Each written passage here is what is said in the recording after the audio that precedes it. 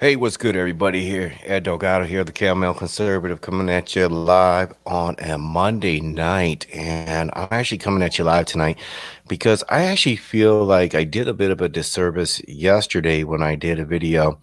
And I only briefly talked about this book exodus. And what I want you guys to do as we go through this video, I want you guys, please make sure you do me a favor.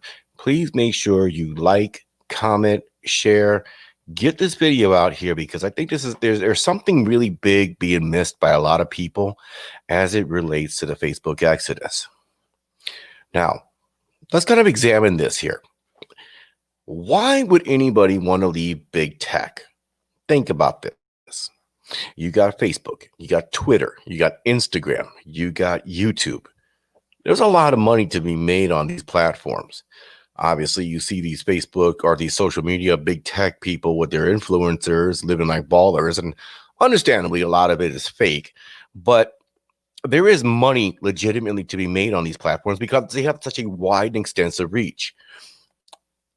The importance, I think, of big tech social media is that it does indeed allow people to get their message out there, generally speaking.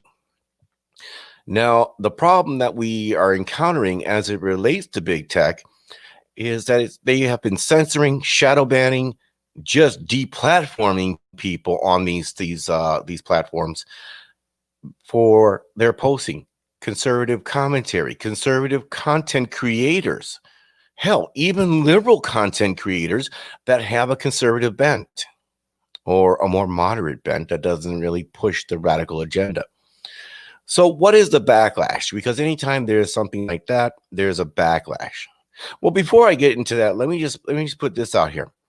I have been one that has been a proponent for quite some time with the idea that, Facebook is a privately held company in the sense that it's owned, you sign up for it, and because you sign up for it, you know what you're doing on there. It's a free service, so you abide by the rules because it is what it is. You want to be on there, you got to play by the rules. Now that's how I really looked at these things for a while. However, when you look at the reach and influence that social media has, big tech social media, it is, and this is going to age me here, it has gotten to the point where it is Ma Bell. It needs to be treated like a public utility. It needs to be broken up. Section 230, which deals with internet platforms like Facebook and Instagram, YouTube, gives them certain protections because they're not a publisher. They're not editing. They're not supposed to do that. So therefore, they're not liable for anything that's put out there. Section 230 needs some serious reform. I don't think it needs to be done away with because the moment you do away with something like Section 230, somebody's going to come about and they're going to put something even worse in place. So it needs reform. Now, I understand the backlash. I understand the pushback. I understand that everybody wants to get off of Facebook. But here's the problem with that, and it's multifaceted. Number one, that's great that you're leaving Facebook, but are you taking it off of every app on your phone, on your tablet, on your computer? Are you wiping it from every bit of memory and RAM in any of your computer platforms? Are you delinking your accounts from Facebook? Because I don't think you, me, even IT people to a certain extent, I don't think we realize how interlinked Facebook is into everything that we do. Case in point, how many times have you had a conversation with somebody? You're talking about, oh, I don't know, baby formula. And then all of a sudden, you didn't have your phone on you, but all of a sudden, you got the ads on the side and into your feed about baby formula and the various different types, and they're being pitched at you. Unless you're willing to do that, you're not really having a big exodus from there. As a matter of fact, you probably need to go a step further. You probably need to get rid of your smartphone and get a burner. So that way there's no Facebook fingerprint. I mean, it sounds kind of extreme, but if you're going to do that, that's kind of where you need to go. Hilario, what's going on here? And we're going to get to that here in a minute.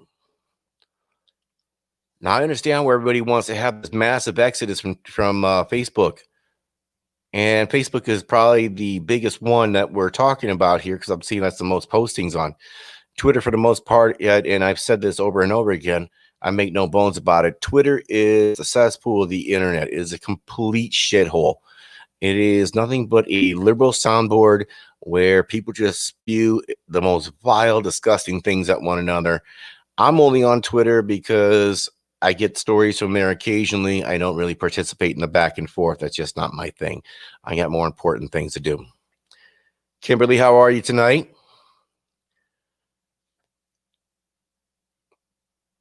So people want to leave Facebook and go to Parlor.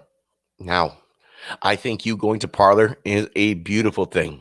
If you notice in the description down below, what you'll see there is I kind of did a little creative spelling on there because I know some of my information isn't getting out there to you.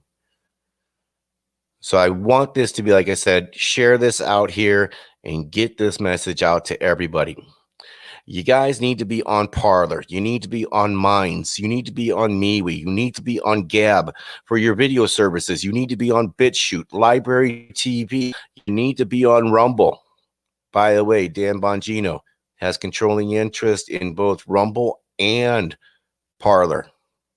And you need to give Parlor some slack because if you think about the massive influx of users they've had over the last 3-4 days, they have to upgrade their servers and they have to do it quick. And I can tell you with firsthand knowledge, that's not cheap. It's very expensive.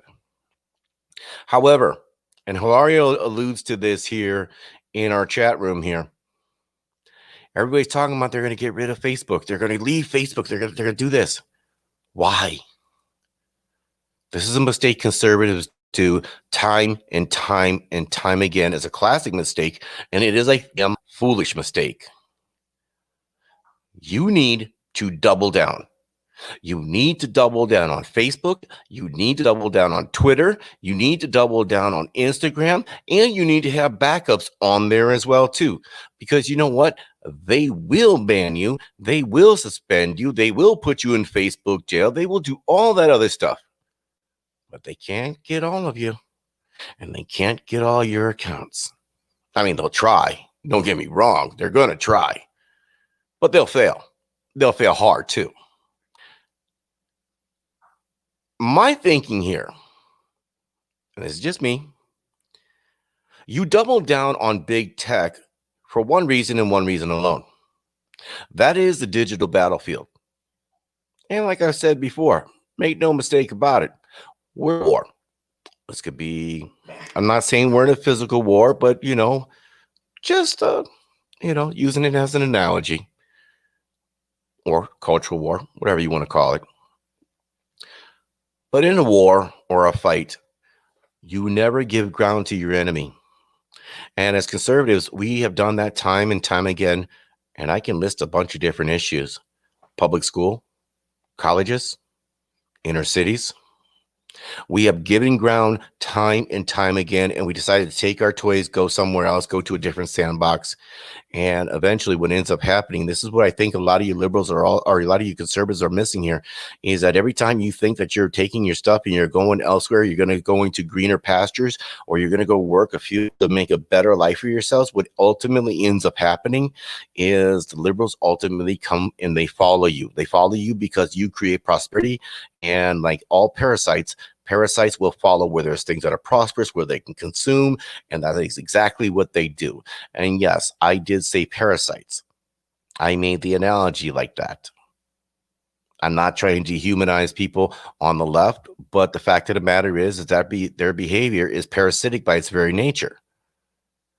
Because if you look at what they've done to the inner cities, what they've done to the public school system, what they've done to the university system, they have done things that have always been beneficial to themselves and not to the very people that they are supposed to serve. They have failed in their fiduciary duty, as has social media. So if you give ground on Facebook, Twitter, Instagram, YouTube, guess what's next? Guess where they're coming? Parlor, Minds, Rumble, BitChute, you name it. You don't really get a chance to run. I mean, you can run, but your sanctuary is not going to be for very long. So at a particular point, what you need to do is draw a line in the sand and say, here's our battlefield. This is where we take our last stand. And we need to tell each other this is where we hold the line. We can't just allow ourselves to be pushed out of everything that we're partaking in. Now, like I said, I think there's wisdom in making sure that we have the parlors and the minds and all the other alt tech companies out there, all the more free companies. I think you should do that. That is command and control. That is where we disseminate information. This is where we give information to one another. This is where you can get motivation from like-minded people and even have your ideas challenged from people that aren't so like-minded, but are open enough to the conversation. See, and that is the difference when you're dealing with the radical left. They are not open to the conversation. So you want your ideas to withstand scrutiny, because if your ideas are not able to withstand scrutiny, they are not worth having at all. So to that end, command and control over here, big tech over here, consolidate, get your information, disseminate, have them challenged. Go back to big tech, partake in the digital battlefield. Because at this point, you cannot afford to give any more ground. You have given all the ground that you can. Any more at this point, you're just welcoming defeat. In the chat room here, what do we got here? Lario mentioned you're opening the door for someone for the left to have full control, where they can control the narrative without being challenged or unchecked, especially when we give ground. And that's exactly my point. That is exactly my point. We cannot allow anyone to give ground, because the more you give ground, the more the left become, and I'll say the radical left, because honestly, I think liberals are more on our side these days. When I talk about liberals, I talk about the classic liberal. You know, the liberals of, dare I say, the Clinton era, because those people have nothing in common with the radical left at this point. Laurie also mentioned here, they already joined many of the conservative groups to troll us and our ideas. That is right. The left will follow us like a shadow follows a person. And that's kind of the sad part. Oftentimes, that's kind of really all they are, is a shadow. But I know I'm kind of cruel in my descriptives of them, but it is what it is. What can I tell you? So, all right, guys, I just want to make sure that I get this message out there. Like I said, I talked about it for a couple of minutes yesterday. I almost feel like I didn't do it a proper service enough, and I really want to get more of this out here. So on that note, tomorrow night, 8 p.m. Central Standard Time, the Caramel Conservative podcast will be on. I'll be putting it up on all the social media sites here. So I'm sure that'll be fun, putting it up on a dozen different sites. But we'll figure a way of how we're going to do that. We'll make it happen.